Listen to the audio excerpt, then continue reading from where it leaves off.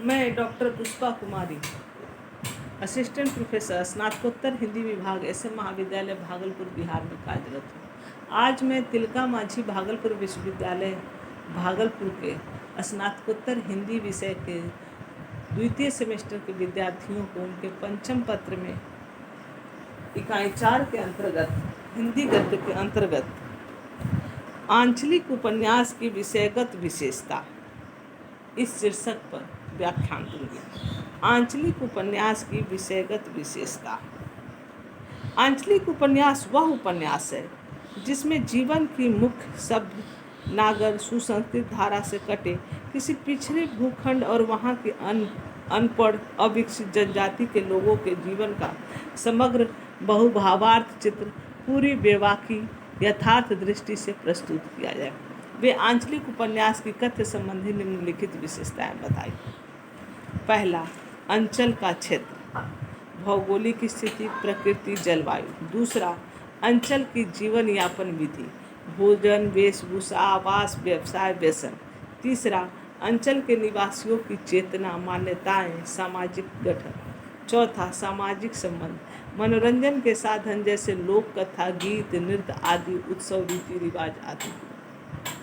पाँचवां, अंचल में प्रचलित अंधविश्वास, टोना टोटका, जादू, अपशकुन, भूत प्रेत, भाग्य, संस्कार, प्रत्यय, ये सभी तत्व मैला आंचल में विद्यमान है।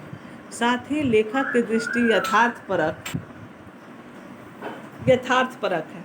मैला आंचल की भूमिका ने लेखक ने लिखा है कि इसमें सूल भी है, फूल भी है, चंदन भी है। वह किसी से भी आंचल बचाकर नहीं चला है। समष्टि मूलक दृष्टि होने के कारण उपन्यास एक संश्लिष्ट चित्र प्रस्तुत करता है।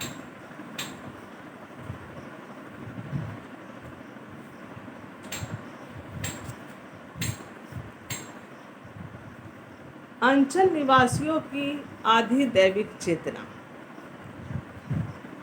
आंचलिक उपन्यास की विशेषताओं में पहली विशेषता है अंचल निवासियों की आधी दैविक चेतना। आंचलिक उपन्यास में अनपढ़, अज्ञानी, अंधविश्वासी लोगों का चित्रण होता है।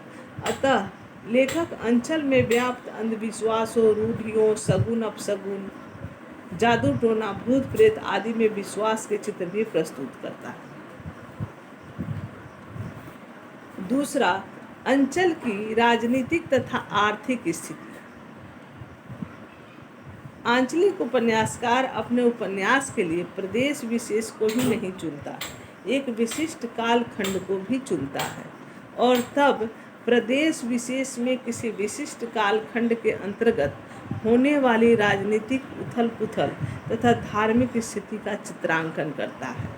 भौगोलिक स्थिति और लोक संस्कृति के साथ साथ राजनीतिक चेतना और आर्थिक स्थिति के चित्रों को समन्वित करने पर भी आंचलिकता अपने पूर्ण उत्कर्ष के साथ अवतरित होती है। राजनीतिक स्थिति के अंतर्गत क्षेत्र विशेष की शासन व्यवस्था, राजनीतिक चेतना, उथल पुथल, विभिन्न विचारधाराओं के मध्य संघर्ष आदि आते हैं।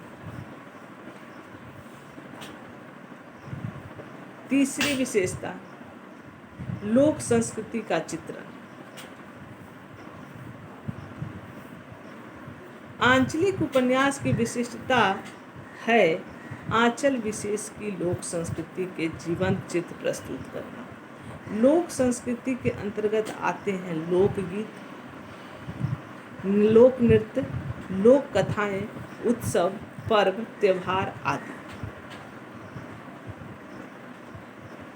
लेखक अपनी समष्टि मूलक दृष्टि से अंचल का ऐसा संश्लिष्ट एवं समग्र चित्र प्रस्तुत करता है कि पाठक के सामने अंचल में रहने वाले लोगों का, उसकी जीवन पद्धति, रहन सहन, सामाजिक संबंधों, पारिवारिक जीवन, आर्थिक विश्वासों, राजनीतिक चहल पहल और लोक संस्कृति का प्रामाणिक चित्र साकार हो जाता है।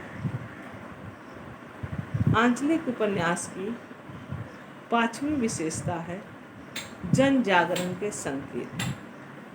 अंचल विशेष की राजनीतिक, सामाजिक, धार्मिक और आर्थिक स्थितियों का चित्रण करने के साथ साथ आंचलिक उपन्यासकार उन स्थितियों के प्रति जनता के प्रतिक्रिया और नए विचारों के संपर्क के कारण होने वाली उनकी चेतना का वर्णन भी करता है।